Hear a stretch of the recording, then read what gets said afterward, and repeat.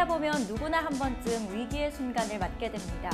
이 위기를 어떻게 해결해야 할지 몰라서 막막하고 불안한 상황에서 결국 그 부담감을 이기지 못하고 방관하거나 포기하는 경우도 많은데요. 그렇다면 예고 없이 우리를 찾아오는 위기의 순간, 우리가 취할 수 있는 최선의 태도는 무엇일까요? 사소한 일이라도 내가 할 수 있는 일을 하는 것, 그리고 외부의 적절한 도움을 요청하는 것 정도가 아닐까 싶습니다. 사람이든 책이든 법이든 우리에게 도움을 줄 수 있는 대상은 생각보다 다양하다는 사실을 기억하면서 말이죠. 어쩌면 나 혼자서는 막막하고 답이 없는 것 같은 상황 속에서도 나와 다른 누군가는 비교적 수월한 풀이 방법을 가지고 있을지 모르니까요. 오늘 우리 청산유수를 찾아주신 분은요, 이 복잡한 시대에 우리 청년들에게 꼭 필요한 법률 정보로 도움을 주실 분입니다. 송지혜 변호사님을 소개합니다. 네, 변호사님 안녕하세요. 안녕하세요. 오늘 어떤 강연 준비하셨나요? 네. 오늘 이번 시간에는 험한 세상을 살아가는 그대에게 라는 주제로 여성들을 위한 법률 상식에 대해 한번 알아보고자 합니다. 그래서 첫 번째는 왜 여성들에게 법의 도움이 필요한지, 그 이유와 법의 도움을 받기 위해 필요한 몇 가지 기본 개념들을 알아보고, 두 번째 시간에는 구체적인 상황에서 어떤 방법으로 법의 도움을 받아야 하는지 한번 알아보도록 하겠습니다. 저도 오늘 강연을 듣고 나면 어떤 도움을 받을 수 있을 것 같은데 강연 잘 부탁드립니다. 생각이 흐릅니다. 청산유수. 송지혜 변호사님의 강연을 큰 박수로 청해 듣겠습니다.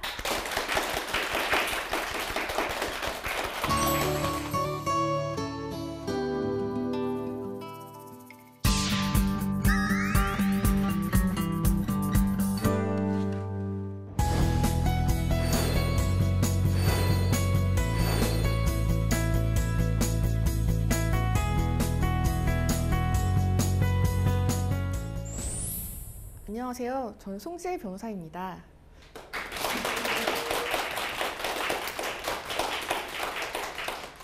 저는 대학을 졸업하고 직장 생활을 하다가 다시 공부를 시작해서 변호사 생활을 하고 있는데요. 성인이 된 후에 직장인이기도 하고 학생이기도 하고 또 변호사이기도 하면서 이런저런 문제들을 많이 겪어봤습니다. 여러분은 어떠세요? 지금까지 살아오면서 큰 문제 없이 살아오셨나요? 세상을 살아가면서 아무런 문제 없이 편안하게만 살아갈 수 있으면 참 좋을 텐데요. 안타깝게도 우리가 세상에서 다른 사람들과 크고 작은 관계를 맺고 살아가면서 아무런 문제도 발생하지 않을 수는 없는 것 같습니다. 우리에게 어떤 문제가 발생했을 때 가장 중요한 것은 그 문제를 해결하는 방법일 텐데요. 제가 변호사가 되어 보니까 법이라는 게 우리에게 닥치는 문제를 해결하는 데 좋은 방법 중에 하나가 될 수 있는 것 같습니다. 그래서 이번 시간에는 주로 여성들에게 문제가 생겼을 때 법의 도움을 받는 방법에 대해서 알아보려고 하는데요. 왜 여성들에게 문제가 생겼을 때에 대해서만 알아봐야 하는지 궁금하신 분들도 있을 겁니다. 여러 가지 이유가 있겠지만 가장 중요한 이유는 여성은 아직까지 이 사회에서 사회적 약자이기 때문입니다. 여성이 사회적 약자라고 하면 남성분들은 무조건 부정하기도 하고 그것 때문에 성별 갈등이 일어나기도 하는데요. 그러면 여성은 정말 사회적 약자일까요? 아니면 우리가 살아가는 사회에서 실질적인 남녀평등이 이루어지고 있을까요? 거기에 대한 답을 찾아보기 위해서 한번 두 가지 문제에 대해서 생각을 해보고 싶습니다. 첫 번째는 동일한 상황에 처한 남성과 여성에 대한 사회적 인식의 차이입니다. 여러분, 미혼모라는 단어를 들으면 어떤 생각이 드시나요? 혹시 성적으로 좀 문란한 여자라는 이미지가 떠오르지는 않으시나요? 반면에 미혼부라는 단어를 들었을 때는 어떤 느낌이 드시나요? 자신의 자녀를 책임지고 양육하는 남성이라는 이미지가 떠오르지는 않으시나요? 아니면 적어도 성적으로 문란한 남성이라는 이미지가 떠오르는 분들은 많지 않을 것입니다. 두 번째는 100대 63과 100대 86의 문제입니다. 100대 63과 100대 86. 이게 어떤 숫자인지 궁금한 분들도 있으실 텐데요. 100대 63은 우리나라의 남성과 여성의 임금 격차 비율이고 100대 86은 OECD 회원국가들의 남녀 임금 격차의 평균 비율입니다. 우리나라는 2000년부터 지금까지 계속 OECD 회원국가 중 남녀 임금 격차에서 1위를 차지해 왔습니다. 물론 OECD 국가들의 평균을 봤을 때 다른 나라들에도 임금 격차가 존재하긴 하지만 대한민국의 경우처럼 심각하지는 않은 것이죠. 이렇게 두 가지 문제에 대해서만 생각해 봤는데 어떻게 생각하시나요? 적어도 제 생각에는 아직까지 대한민국에서 여성은 사회적 약자가 맞는 것 같습니다. 다행히도 우리가 사는 사회에서는 법 앞에서는 모두가 평등하다라는 것을 원칙으로 하고 있습니다. 법 앞에서는 그렇기 때문에 남성과 여성도 평등하게 취급됩니다. 그러니까 여성들에게 문제가 생겼을 때 법의 도움을 받는 것이 좋은 해결 방법이 될 수 있는 것입니다. 하지만 여성들에게 어려운 일이 생겼을 때 법의 도움을 받기로 결심하는 것은 쉽지 않습니다. 직장에서 성추행을 당했지만 성추행 당한 사실을 신고하면 주변에 소문이 날까봐 두려워서 신고를 주저하게 되기도 하고, 남편의 부당한 대우에 이혼을 하고 싶지만 자녀의 양육 문제가 걱정돼서, 또 자녀의 장래가 걱정돼서 이혼을 주저하기도 합니다. 그리고 막상 법의 도움을 받아야겠다고 생각을 하더라도 변호사 선임료가 부담이 되거나 또 법원에 가기 위해 시간을 내기가 쉽지 않습니다. 그렇지만 아무것도 하지 않으면 아무것도 해결되지 않습니다. 법의 도움을 받기 위해서 노력을 해보는 것이 아무것도 하지 않고 나중에 후회하는 것보다는 나을 것입니다. 그런데 어렵게 법의 도움을 받기로 결심했더라도 법의 도움을 받기 위해서 어떻게 해야 되는지 한번 알아보면 너무나 어려운 말들만 많이 나오고 무엇을 어떻게 해야 될지 갈피를 잡기가 어렵습니다. 그렇다고 너무 걱정할 필요는 없습니다. 그것은 당연한 것입니다. 우리가 외국 여행을 하러 갔을 때 외국에서는 우리나라 말이 아니라 그 나라 말이 통용되는 것처럼 법의 세계에서는 법의 언어가 통용되기 때문입니다. 우리가 외국 여행을 할 때 꼭 그 나라의 말을 유창하게 해야 할 필요는 없는 것처럼 법의 도움을 받기 위해서도 법률가처럼 법에 대해 꼭 잘 알아야 할 필요는 없고, 법의 도움을 받기 위해서 기본적인 몇 가지 개념만 알고 있으면 가능합니다. 그래서 먼저 법의 도움을 요청하기 위해서 알아야 할 몇 가지 기본적인 개념들에 대해서 알아보도록 하겠습니다. 첫 번째는 민사와 형사입니다. 우리는 흔히 누군가 나쁜 짓을 하면 처벌을 받게 된다고 생각하고 그 사람은 범죄자가 된다고 생각하는데요. 반드시 그런 것은 아닙니다. 누군가 나쁜 짓을 하더라도 그것이 법에서 살인, 절도, 강도라고 범죄라고 규정한 경우에만 징역형, 벌금형과 같은 형벌을 국가에 의해서 받게 되는 것이죠. 만약에 누가 나쁜 일을 했다고 하더라도 그것이 법에서 범죄로 정한 게 아니라면 국가에 의한 처벌을 받지는 않습니다. 어떤 분들은 이게 불합리하다고 생각하실 수도 있을 겁니다. 그렇지만 국가에서 개인들을 임의로 처벌할 수 없다는 점에서는 개인의 인권을 보호하는 측면도 있습니다. 이렇게 법에서 범죄라고 규정한 것들을 처벌하는 절차를 형사 절차라고 하고, 그렇지 않은 그 밖의 문제들에 대해서는 민사 절차에 의해서 문제를 해결하게 됩니다. 그렇다면 민사와 형사는 서로 다른 별개의 절차이기만 할까요? 반드시 그런 것은 아닙니다. 사기나 명예훼손의 경우처럼 법에서 범죄로 규정하고 있으면서도 개인들에게 손해배상이 필요한 경우에는 민사 절차와 형사 절차가 모두 적용되고 있습니다. 형사 절차에 의해서 처벌을 받게 되더라도 개인들은 본인의 손해에 대해서 자동적으로 배상을 받지는 못하기 때문에 별도로 민사 절차에서 손해배상을 받아야 하기 때문입니다. 이런 경우에는 형사 절차에서 유죄 판결을 받은 것이 민사 절차에서 손해배상을 받는데 유력한 증거로 사용될 수 있습니다. 다음은 고소와 그와 관련된 몇 가지 개념들인데요.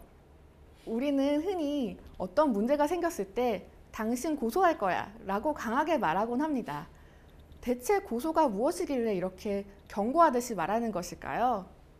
고소는 범죄가 발생했을 때 그 범죄의 피해자나 법에서 고소할 권리가 있다고 정한 사람들이 검찰이나 경찰과 같은 수사기관에 범죄 사실을 알려서 그 범죄자를 처벌해달라고 요청하는 것을 의미합니다. 그러니까 범죄가 아니거나 아니면 나에게 고소할 권리가 없다면 고소는 할 수가 없는 것이죠.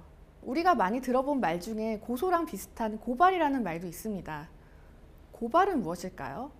고발은 내가 범죄의 피해자가 아니거나 별도의 고소할 권리가 없는 경우에 범죄가 발생한 사실을 알게 되었을 때 수사기관에 그 범죄 사실을 알려서 처벌을 해달라고 요청하는 것을 의미합니다. 만약에 어떤 회사의 직원이 회사에서 배임이나 횡령 같은 범죄가 일어나는 사실을 알게 되었을 때 고발을 하게 되는 경우를 내부 고발자라고 하는데, 그때 고발이 이 고발입니다. 그러면 흔히 우리가 고소할 거야 라고 말하는 것은 사실은 고소에 해당하지는 않는 것입니다.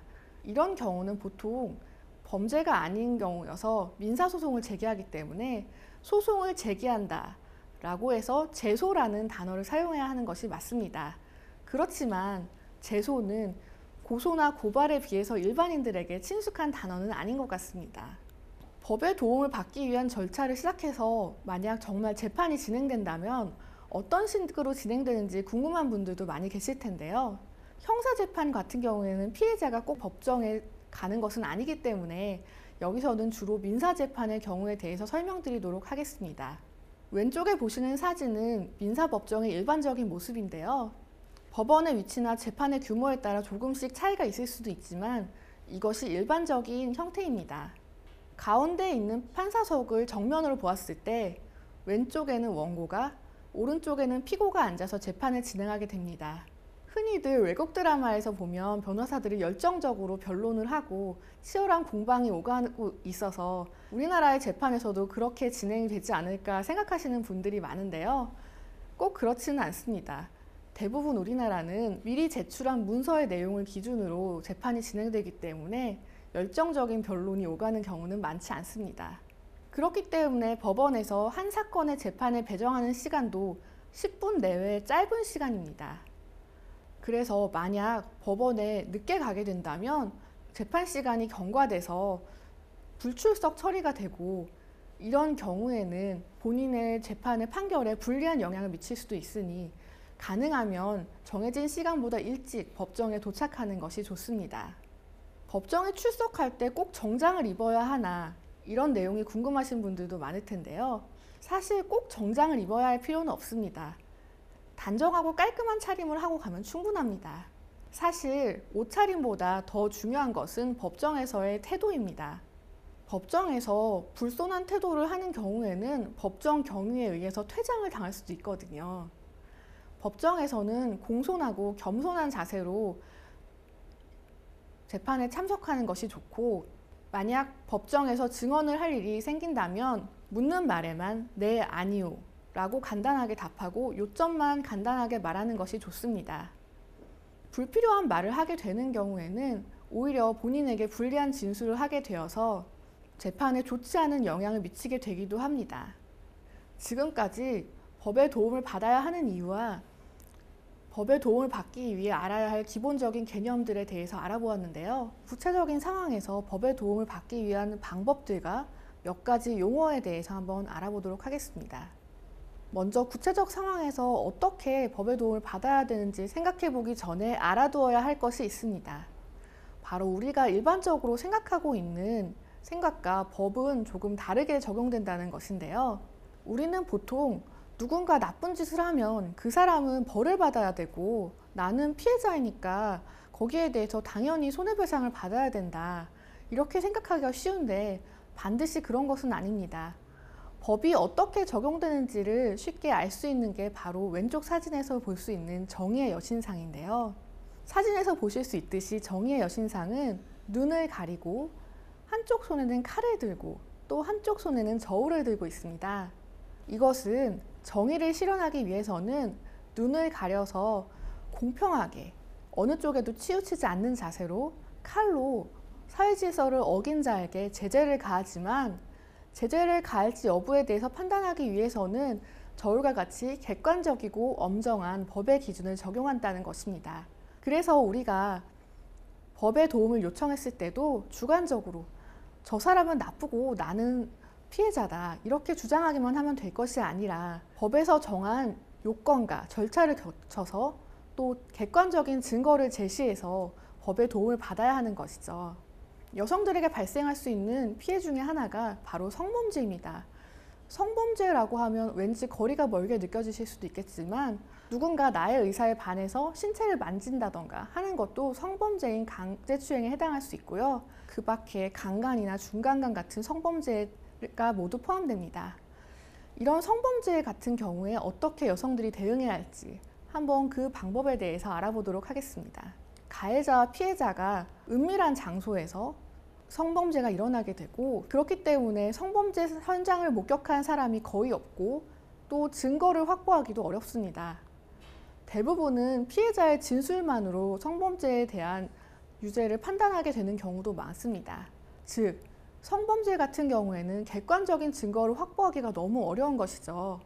하지만 일반적으로 범죄의 경우에는 객관적인 증거가 있어야 유죄가 인정되기 때문에 성범죄의 경우에도 객관적인 증거가 전혀 없이 유죄가 인정될 수는 없습니다. 그렇다면 객관적인 증거는 어떻게 확보해야 할까요? 이때 좋은 증거 자료로 활용될 수 있는 것이 사건 당일 발생한 일에 대한 자세한 기록입니다. 성범죄의 피해자가 사건 당일 있었던 일에 대해서 자세히 기록한다면 좋은 증거 자료로 활용할 수 있습니다. 물론 성범죄 피해 사실을 떠올리면서 그것을 다시 자세히 기록한다는 것은 너무나 괴로운 일이겠죠. 그렇지만 그렇다고 해서 가해자가 처벌받지 않게 놔둘 수는 없는 일이 아닐까요? 사건 당일의 시간, 날짜, 장소, 사건이 발생했던 경위와 가해자와의 관계를 자세하게 기록한다면 그것은 성범죄 가해자를 처벌하는 데 있어서 좋은 증거 자료로 활용될 것입니다. 또 이 기록은 성범죄의 피해자가 수사기관에서 진술을 할 때 너무 긴장되거나 당황해서 진술할 내용이 생각나지 않을 때도 기억을 떠올리는 데 좋은 자료가 될 수 있을 것입니다. 그렇다면 성범죄에 관해서 수사기관에 진술을 할 때는 어떤 식으로 해야 객관적인 증거로 인정될 수 있을지, 그런 부분이 궁금하신 분들도 있을 텐데요. 가장 중요한 것은 일관성입니다. 일관성은 크게 진술의 일관성, 다른 증거들과의 일관성, 진술의 구체성으로 대표되는데요. 첫 번째는 진술의 일관성입니다. 성범죄의 피해자가 진술을 할 때마다 진술의 내용이 달라지게 된다면 진술의 일관성이 떨어져서 진술의 신빙성도 낮아지게 될 것입니다. 만약 너무 긴장이 되어서 수사기관에 진술을 할 때 생각나지 않는 부분이 있다면 지금은 생각나지 않는다 라고만 말해야 하고 억지로 지어내서는 안 됩니다. 사실과 다른 내용을 지어내서 말했다가 그것이 상대방이 반격할 빌미가 될 수도 있으니까요. 또 성범죄의 진술은 다른 증거들과도 일관성이 있어야 합니다. 만약에 어떤 성범죄의 피해자가 가해자가 성범죄를 저지르는 과정에서 억지로 끌고 가기 위해 팔을 잡고 세게 당겼다고 진술을 했다고 가정해 봅시다. 이런 경우에 피해자의 팔에서 진술과 일치하는 상처가 발견됐다면 그 진술의 신빙성이 높아지게 될 것입니다. 그런데 동일하게 진술을 했지만 피해자의 팔에서 상처가 발견되지도 않았고 오히려 CCTV에서는 피해자가 별다른 저항을 하지 않고 가해자와 이동하는 장면이 발견되었다고 생각해 봅시다. 그렇게 되면 피해자의 진술은 다른 증거와 일관성이 떨어져서 신빙성이 낮아지고 가해자가 유죄로 처벌받을 가능성도 낮아지게 될 것입니다. 마지막으로 성범죄의 진술은 구체적이어야 합니다. 어떤 사람이 만약에 성범죄 사실이 없는데도 성범죄를 당했다고 하면서 거짓으로 진술을 하는 경우를 가정해 봅시다. 거짓 진술을 하는 당사자는 그렇게 생각하지 않겠지만 수사관이 듣기에 그 진술은 구체적이지 않아서 실제로 그런 일이 있었는지를 알기 힘들 정도가 될 것이고, 또 수사관이 거짓 진술을 하는 사람에게 의외의 질문을 한다면 당황해서 말문이 막히게 될 것입니다. 그래서 성범죄의 진정한 피해자로서 진술을 하게 된다면 가능한 구체적으로 자세하게 진술을 하는 것이 좋습니다. 이때도 너무 긴장이 되어서 진술을 제대로 하지 못할 것 같다면 아까 말씀드렸던 미리 준비해 두었던 사건 당일에 발생하였던 일에 대한 자세한 기록을 가지고 가서 그 내용을 확인해 보고 진술을 하는 것도 좋은 방법이 될 수 있을 것입니다. 여러분이 성범죄에 대한 기사에서 세트처럼 볼 수 있는 단어가 바로 무고죄입니다. 성범죄의 피해자가 되어서 고소를 하려는 여성분들이 제일 걱정하는 것도 고소를 했다가 무고죄로 역고소를 당할까 봐인데요. 하지만 대부분의 여성들이 걱정하는 것과 달리 무고죄는 쉽게 성립하는 범죄는 아닙니다. 무고죄는 어떤 사람을 처벌받게 하기 위해서 실제로 그런 일이 없는데도 수사기관에 범죄가 발생했다고 신고해서 그 사람을 처벌해달라고 하는 경우에만 성립합니다. 만약에 성범죄의 피해자가 피해 사실에 대해서 진술을 했지만 일부 기억나는 부분에 대해서 너무 긴장한 나머지 지어내서 진술을 했다거나 실제로 성범죄를 당했지만 수사 단계에서 증거가 일부 부족해서 유죄가 인정되지 않은 경우에는 무고죄로 처벌되지는 않는 것이죠. 그러면 성범죄에 대해서는 이만 줄이고 이번에는 여성들에게 발생할 수 있는 또 다른 문제인 이혼의 경우에는 어떻게 대응하는 것이 좋을지, 그리고 이혼에서 사용되는 용어들은 어떤 의미인지에 대해서 한번 알아보도록 하겠습니다. 우리가 결혼을 할 때만 해도 이혼을 할 것이라고는 아무도 생각을 하지 못할 것입니다. 행복할 것만 같았던 결혼 생활이 슬프게도 이혼으로 끝난다고 해서 마냥 슬퍼만 하고만 있을 수는 없습니다. 이혼을 하게 되었다고 해서 마냥 슬퍼하기보다는 적극적으로 이혼에 대응해서 이혼 이후의 삶을 준비하는 것이 더 현명할 것입니다. 그런데 이혼에서는 우리가 일반적으로 생각하지 않는 많은 용어들이 사용되는데요. 첫 번째는 협의이혼과 재판상 이혼입니다. 협의이혼이란 부부가 모두 이혼에 대해서 서로 다른 의견이 없는 경우에 법원에 이혼 의사를 밝혀서 법원에서 이혼 의사가 확인되면 구청에 이혼 신고를 해서 끝나게 되는 간단한 절차입니다. 협의이혼에서는 부부가 모두 이혼에 합의하였다는 사실만 인정되면 되고 특별히 이혼 사유가 필요하지는 않습니다. 그렇지만 부부간에 이혼에 대해서 서로 다른 의견이 있는 경우에는 협의이혼을 할 수가 없고 재판을 통해서 이혼을 하게 되는데요. 이혼을 원하는 당사자가 가정법원에 이혼 청구 소송을 제기해서 법원에 이혼 사유가 있었다고 인정되는 경우에만 이혼이 성립됩니다. 그리고 중요한 것은 이혼에 책임이 있는 어떤 잘못이 있는 배우자는 우리나라에서는 이혼을 청구해도 받아들여지지 않는다는 점입니다. 그렇다면 법에서 인정하고 있는 이혼 사유에는 어떤 것이 있을까요? 우리나라 민법에서는 크게 6가지 이혼 사유를 규정하고 있는데요. 이혼 사유 6가지 중에 첫 번째는 배우자가 바람을 피웠을 때입니다. 두 번째는 배우자가 고의적으로 가출을 하거나 생활비를 주지 않는 방법 등으로 상대방을 방치했을 경우입니다. 세 번째는 내가 배우자나 배우자의 부모로부터 매우 부당한 대우를 받았을 때이고요. 네 번째는 나의 부모님이 배우자로부터 매우 부당한 대우를 받았을 때. 다섯 번째는 3년 이상 배우자의 생사를 알 수 없을 때이고, 여섯 번째는 첫 번째에서 다섯 번째까지의 사유에 해당하지는 않지만 이것과 비슷한 수준의 문제가 있어서 결혼 생활을 계속할 수 없을 때의 경우입니다. 이렇게 6가지의 이혼 사유 중 하나가 있었다고 인정될 때만 법원에서 재판상 이혼을 할 수가 있습니다. 여러분들은 아마 유명인이 이혼을 하면서 거액의 위자료를 받았다는 기사를 보신 적이 있을 텐데요. 이 기사의 내용은 정확하지 않을 수도 있습니다. 왜냐하면 위자료란 이혼에서 책임이 있는 어떤 잘못을 한 배우자가 상대방의 정신적인 고통을 배상해주기 위해서 지급하는 돈을 의미하기 때문입니다. 그리고 위자료는 일반적으로 1,000만 원에서 3,000만 원 정도의 범위에서만 인정되고 그 밖에 큰 금액이 인정되는 경우는 극히 드뭅니다. 이혼을 하면서 거액의 돈을 받은 경우에는 대부분 재산 분할에 해당하는데요. 재산 분할이란 부부가 결혼 생활에서 형성한 재산이 형성되는 데 기여한 비율에 따라서 나누는 것을 의미합니다. 그래서 재산 분할은 이혼에 책임이 있는지 여부와 관계없이 받을 수가 있습니다. 이혼에서 문제가 되는 것 중 하나가 바로 양육비인데요. 요즘 가장 문제가 되는 것은 양육비를 지급하지 않는 부모들에게 강제로 양육비를 청구할 수 있는 방법이 없다고 해서 기사가 많이 나오는 것으로 알고 있습니다. 부부가 결혼 생활에서 아이가 생기면 부부 모두가 아이에 대한 양육 책임을 지게 되는데요. 이혼을 하게 되는 경우에는 부부 중 한 사람이 아이를 직접 양육하게 되기 때문에 아이를 양육하지 않는 나머지 한 사람은 본인의 양육 책임을 다하기 위해서 양육비를 지급하게 되는 것이죠. 양육비 액수는 법원에서 정한 양육비 산정표에 의해서 정해지기 때문에 대체적으로 예상을 할 수가 있는데요.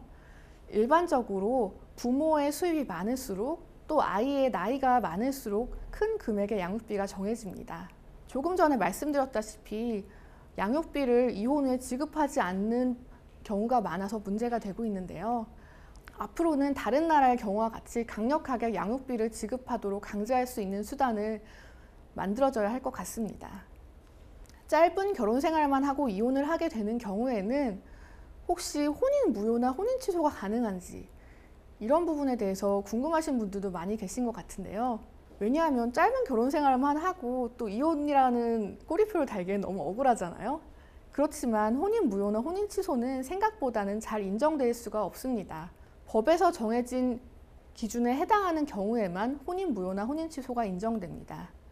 근친혼이나 아니면 본인의 의사와 상관없이 혼인신고가 되었던 경우에 혼인 무효가 인정되고, 사기 결혼을 당했거나 결혼을 하기 전에 이미 배우자에게 다른 배우자가 있었던 경우와 같은 경우에 혼인 취소가 인정됩니다. 혼인 무효는 특별히 혼인을 했었다는 흔적이 남지는 않지만, 혼인 취소의 경우에는 혼인관계 증명서라는 서류에 일반적으로 이혼을 하게 되면 이혼이라고 기재가 되는데, 혼인 취소는 혼인 취소라는 기록이 남게 됩니다. 지금까지 험한 세상을 살아가는 그대에게 라는 주제로 여성을 위한 법률 상식에 대해 알아보았는데요. 오늘 이 시간이 여러분에게 당장 도움이 되지는 않더라도 앞으로 여러분에게 어려운 일이 생겼을 때 그 어려운 문제를 해결하기 위한 실마리가 되기를 희망합니다. 마지막으로 당부의 말을 드리고 이번 강연을 끝내려고 합니다. 우리가 살아가는 사회에는 너무나 많은 갈등들이 존재하고 있습니다. 여자의 적은 여자라며 여성들끼리 서로 갈등하고 있고, 남성과 여성 사이의 성별 갈등도 매우 심각한 상황입니다. 하지만 이것은 누군가 사회 구조적 문제를 숨기기 위해 조작된 프레임에 의해서 만들어진 갈등일 뿐입니다. 누군가 교묘하게 만들어낸 조작된 프레임에 조종당하지 말고, 여자의 편은 여자가 되고 남성과 여성이 협력해서 사회의 구조적 문제들을 해결하고, 여성이 더 이상 사회적 약자가 아니게 되고 또 더 이상은 이 세상이 험한 세상이 아니게 되었으면 좋겠습니다. 감사합니다.